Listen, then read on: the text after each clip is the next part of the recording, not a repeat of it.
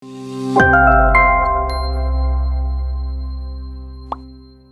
Assalamualaikum dan salam sejahtera. Kita bertemu lagi di edisi khas di U=U TV sempena Hari Memperingati AIDS Sedunia yang disambut setiap tahun pada 16 Mei 2000 pada tahun ini 2021 lah kan. Okey. Terlebih dahulu terima kasih kerana sudi bersama-sama dengan kita untuk mengupas isu mengenai HIV dan AIDS. Kita tahu Hari Memperingati AIDS Dunia untuk memperingati mereka yang telah meninggalkan kita, tapi hari ini kita akan bincangkan, kita mengupas lebih lanjut mengenai HIV dan AIDS. Setakat 2019 seramai 44,000 orang telah meninggal disebabkan kematian yang berkaitan dengan HIV dan AIDS. Jumlah itu agak besar ya. Sejak HIV ditemui di Malaysia pada 1986, saya sebut tadi 44,000 people have died because of HIV related death kan. Sejak itu telah banyak usaha-usaha yang telah dilakukan.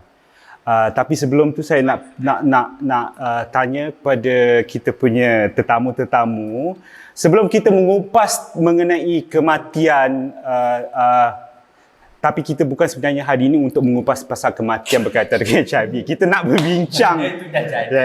Kita nak berbincang mengenai signifikan Hari memperingati AIDS, Hari memperingati AIDS dunia adalah penting untuk memberi kita reflection about HIV/AIDS as a whole, and also to give a reflection, what have we done so far? What have we achieved so far? So it's very important for us to always go back and discuss what can we do, apa lagi yang boleh kita buat supaya tak ada lagi orang yang meninggal disebabkan HIV dan AIDS. Apa yang kita faham dengan HIV ataupun AIDS? Kita faham yang HIV itu adalah sejenis kuman, atau lebih spesifik ialah sejenis virus yang menjangkiti manusia dan mengakibatkan sel imun manusia untuk dimusnah oleh virus tersebut. Okay. Dan setelah beberapa banyak sel yang mencukupi telah dimusnahkan dan seseorang itu imunisasi direndah, boleh dikatakan dia telah menghidapi AIDS. Okey, itu secara generalnya lah bezanya apa HIV dan AIDS. Tapi apabila orang dijangkiti HIV tak semestinya terus didapat AIDS. Itu banyak orang fikir mitos-mitos yang masih berkeliaran di warga Malaysia ialah HIV je AIDS dalam masa satu saat, dalam masa satu hari. Tapi tak semestinya seseorang itu boleh hidup dengan HIV tanpa menghidapi AIDS selama berpuluh-puluh tahun. So dia ikut pada orang jugalah. Macam tu. Okey, terima kasih Syazad. So kita dah faham apa beza HIV dan beza AIDS. So, thank you Syazad for the explanation. Okey. Syazad sebut dari HIV orang akan mencapai peringkat AIDS disebabkan peningkatan virus dalam badan sekiranya tidak mengambil rawatan. Sebelum kita pergi ke rawatan, bagaimana, okey, mungkin saya boleh tanya Acap pula, bagaimana seseorang itu boleh mengetahui status HIV mereka? Kalau seseorang tak kira siapa, untuk tahu status tu, of course lah, nak tahu status tu boleh reach kepada NGO yang ada, contoh macam Malaysian AIDS Council dan partner-partner organisation dia. Kita ada kelas, KWKSA, PT Foundation dan sebagainya, FRAM. Selain itu, buat ujian. Yang paling pentingnya adalah buat ujian lah. So reach diorang akan guide untuk kita buat ujian HIV dan juga STI yang lain lah di klinik-klinik kesihatan kerajaan ataupun private kalau kita prefer private. So caranya adalah ujian lah. The first thing is ujian, testing. So kena ingat satu saja cara untuk tahu status HIV anda ataupun kita adalah melalui ujian. Kita tak boleh melihat dari segi parasulpa orang tu because dia nampak macam kurus ke, dia ada rashes ke. Kita cepat judge, oh dia ada HIV. Satu-satunya cara adalah melalui ujian HIV. So macam-macam sebut tadi, kita dah ada banyak cara untuk buat HIV testing. Melalui NGO, melalui ataupun boleh pergi terus ke klinik ataupun hospital yang menawarkan perkhidmatan tersebut. Tahun ni saya difahamkan kita telah membuat satu cara baru untuk menjalankan untuk mengetahui HIV status masing-masing. Mungkin Zahir nak bagi sedikit penerangan. Okey, kita di MAC bagi tahun 2020 hingga sekarang, Majlis AIDS Malaysia, kita ada satu program where we launch the pilot study of HIV self-testing.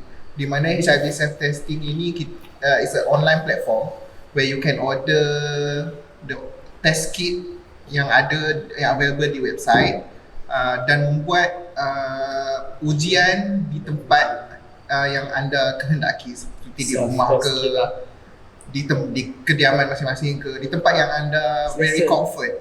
So kita provide this testing mechanism for you to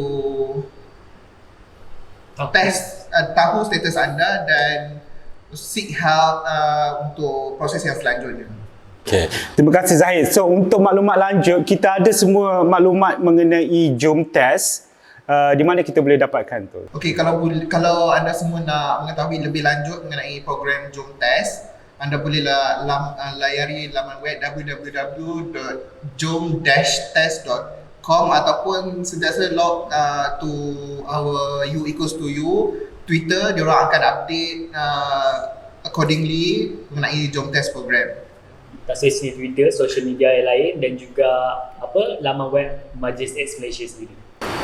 Okay, so kita dah ada banyak cara untuk mengetahui status HIV kan, untuk ujian HIV melalui NGO ataupun yang dikenali community based testing, di mana tak perlu pergi ke klinik ataupun hospital, boleh dibuat di NGO ataupun di tempat-tempat yang bersesuaian yang akan dilakukan oleh komuniti kita sendiri ataupun yes, they've been trained and certified to conduct the testing.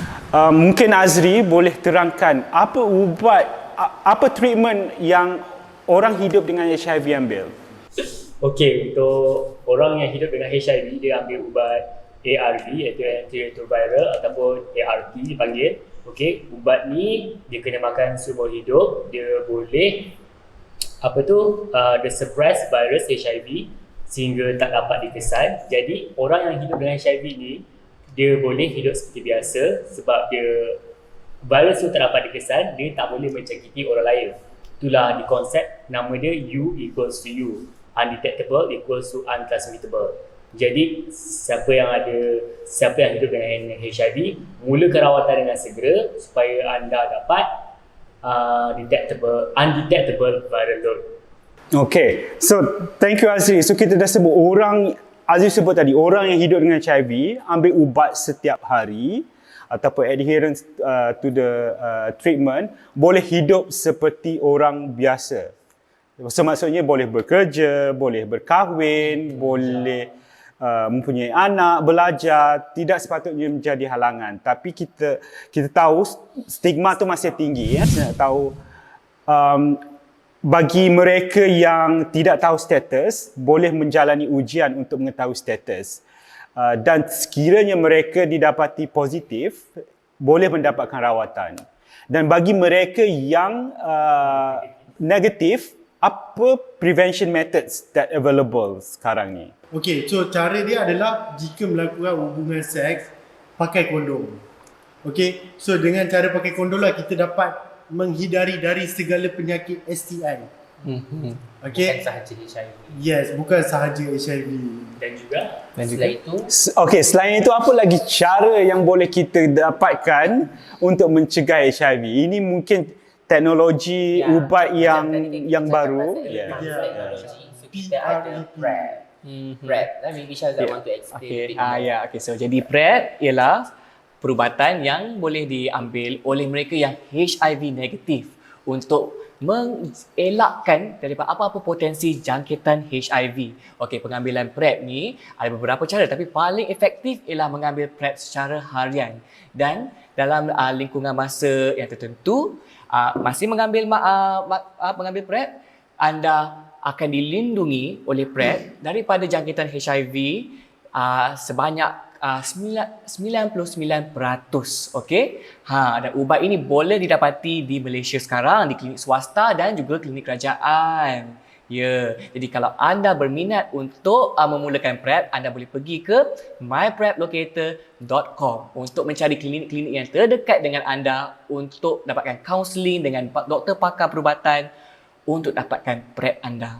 Okay, so PrEP boleh didapati di klinik-klinik swasta dan juga farmasi-farmasi terdekat.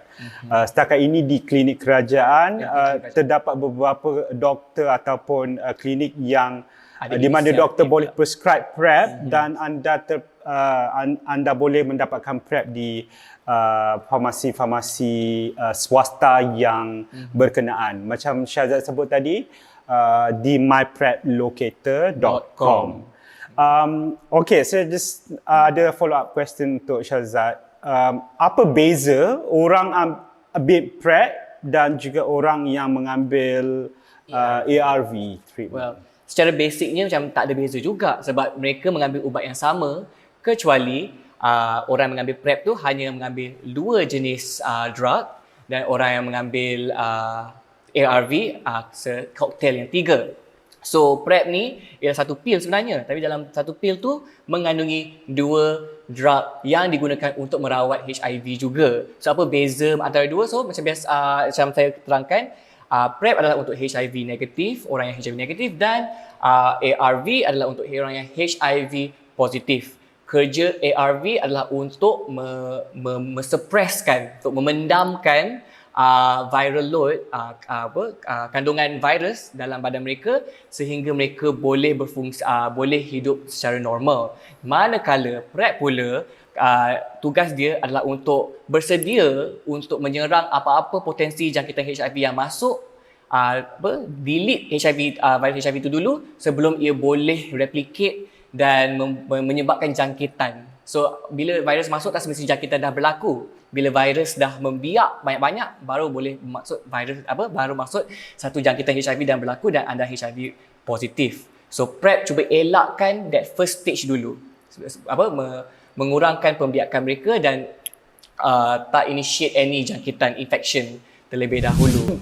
Saya difahamkan ada beberapa cara orang boleh mengambil PrEP kan? Okey, kaedah-kaedah mengambil PrEP. Yes. Ya, ada banyak cara actually, ada 4 cara.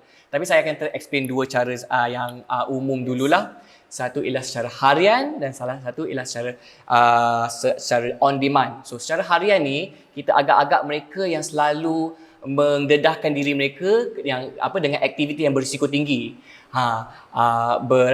Berhubungan seksual tanpa kondom, berhubungan seksual dengan pengaruh substance, mereka yang mungkin tak mahu pakai kondom langsung, mereka yang aktif seksual, mereka tak boleh agak-agak, mereka tak boleh pinpoint, schedulekan masa diorang untuk berhubungan seksual. So mereka boleh makan harian, so diorang tak payah plan pun awal-awal bila nak makan cover the whole month, the whole year. Macam play safe lah. Yes, play safe. Very literally play safe. Itulah paling efektif dan dinasihati oleh WHO untuk cara kaedah menggunakan PrEP. Namun demikian, ada kaedah lain untuk mereka yang kemungkinan boleh plan bila mereka mahu have sex. Macam saya plan nak have sex on weekend sahaja atau saya ada masa saya 2 hari kemudian atau masa holiday. So, mereka boleh ambil PrEP secara on demand. Bermaksud 2 hingga 24 jam sebelum aktiviti seks, mereka boleh ambil 2 pil awal-awal, okay, have the activity, and then 24 jam kemudian ambil 1 pil, and 24 jam kemudian ambil 1 lagi pil. So 211 itu mantra dia lah, dan itu cukup untuk melindungi seseorang daripada HIV sebanyak 86%. Itu pun dah A dah kira kan. Thank you Syazad. Itu penerangan yang sangat mendalam. Untuk dapatkan maklumat lanjut mengenai PrEP, anda boleh sekali lagi melayari laman web My PrEP Locator. So kalau kita faham PrEP adalah untuk mencegah seseorang daripada dijangkiti HIV, fungsi dia sama juga dengan pil pencegah kehamilan. Betul? Yes, betul. Morning pill. After pill. Ada 2 lah, kan kita ada 2 jenis pencegahan. Kita ada before sex, which is oral contraceptives, estrogen semua kita perempuan, wanita makan estrogen sebanyak seminggu untuk halang daripada berlakunya apa-apa kehamilan. Tapi mereka juga ada satu lagi pil jika berlaku dalam keadaan kecemasan kehamilan itu berlaku, mereka ada emergency pill atau morning after pill. Dan untuk HIV juga ada sejenis perubatan jika anda terdedah atau kemungkinan terdedah dengan HIV. Senario dia macam kondom pecah atau under the influence of substance, terlupa nak pakai kondom, and then you dah paranoid dan noya. Mungkin Pax boleh terangkan lebih lagi macam mana PEP, post exposure post exposure prophylaxis. Oh, nampaknya saya akan terangkan lagi sekali. Okay, post exposure prophylaxis ialah sama je seperti morning after pill. Okay, so apa yang penting ialah the window period untuk mendapatkan pro exposure prophylaxis setelah pendedahan kepada HIV berlaku. Korang ada dalam tempoh 72 jam atau 3 hari daripada masa pendedahan tu. Okay? So kalau kata hari Rabu pukul 12.30 malam, kondom pecah. Hari Sabtu 12 malam adalah masa yang terakhir, and tak patutlah anda dapatkan PrEP pada masa tu. Ambillah masa pendedahan masa-masa sebelum itu. Okay. Yes. So kita telah berbincang lebih lanjut mengenai HIV dan cara-cara pencegahan. Mungkin saya nak tanya Pat, agak kontroversi sikit lah soalan ni.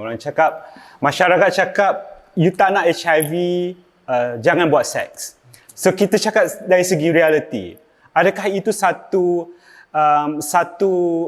cara yang praktikal untuk melarang orang jangan melakukan seks? Itu satu. Kedua, adakah praktikal untuk seseorang itu kita cakap kita percaya dengan seseorang. Contohnya Pat tiba-tiba kenal seseorang dan percaya dia setia dan memilih untuk tidak menggunakan kondom. Apa risiko dia di situ? Okey, kalau contohnya kan secara logik akal kan. Okey, contohnya orang berkahwin. Okey, dah berkahwin, sepasang suami isteri. Okey, tipulah dia cakap dia setia. Okey, kebanyakan. So maybe ada makan luar. Okey, bila makan luar tu kita kena fikir balik. So makan luar, adakah kita melakukan hubungan seks yang sama ataupun tidak? Contohnya menggunakan kondom. Okey, maybe kita dengan pasangan kita boleh menggunakan kondom. Tidak menggunakan kondom sebab kita memikirkan zuriat. Tapi bila kita makan luar tu, kita kena praktikkan dalam otak kita makan luar, kita kena ada menggunakan kondom untuk mengelakkan benda-benda yang tak diingini. Itu kita bercakap mengenai orang yang sudah berkahwin. Betul. Legally. Tapi secara logik akal tipulah kalau kita cakap kita tak makan luar ataupun siapa-siapa lah. Okey, so apa yang kita kena praktik adalah menggunakan kondom. Ya, so saya nak tekankan kita kena bercakap dari segi fakta. Dari segi fakta berapa ramai kes teenage pregnancy, kes pembuangan bayi dan kes jangkitan STI dan HIV di mana menunjukkan especially golongan belia, golongan muda melakukan hubungan seks di luar pernikahan ataupun memilih untuk melakukan hubungan seks. Apa punca ramai orang tidak mahu untuk stigma. I think because of stigma, perception about HIV itu is still tebal dalam masyarakat kita, especially in Asian countries lah. Kalau I boleh cakap, sorry. Because kita ada satu perception kalau about HIV je mesti something related to sex. And when it comes to sex is still very much something yang orang kata apa? Tabu dalam kita punya masyarakat. So whenever even kita cakap macam ni pun, some people cannot take it positively because this is educational. So when we talk about sex, people akan cakap, oh dia ni orang tak okey ni, tak baik ni, cakap pasal seks, cakap pasal benda-benda tak senonoh apa semua. So benda-benda macam ni yang memberikan naratif kepada masyarakat about, oh kalau aku pergi buat test HIV, mesti orang akan fikir aku melakukan seks. Tapi aku belum berkahwin. So benda-benda macam ni yang stop kita punya community untuk maju ke hadapan untuk melakukan test. Dan benda ni menghalang kita untuk menghentikan penularan HIV itu sendiri secara generalnya lah. So kita nampak benda ni kecil. Macam seorang takut nak buat test, tapi what if seorang ni hadapi lagi 10 orang? You darab lagi 100 orang. Satu masyarakat dalam satu negara tu ada ketakutan disebabkan stigma tu yang awal-awal tadi tu. So, impact dia sangat besar. The big problem HIV prevalence tu masih meninggi. Thank you Achab. You raised a very good point. Sebab di awal sesi kita tadi kita sebut berapa ramai yang meninggal. Kan meninggal 40, lebih kurang 44,000 yang meninggal setakat ini di Malaysia. Dan you beritahu tadi disebabkan stigma orang tidak berani untuk datang ke depan kerana takut dihukum ataupun being charged ya persepsinya. So jadi kesimpulan di sini kita cakap sebab kita tahu HIV dah ada rawatan, ada ubat, tapi disebabkan stigma orang takut, sebenarnya stigma yang membunuh orang yang hidup dengan HIV. Jadi saya rasa kita berhenti di sini dahulu untuk memberi laluan kepada buka puasa sebentar nanti. Puasa dah minum dah.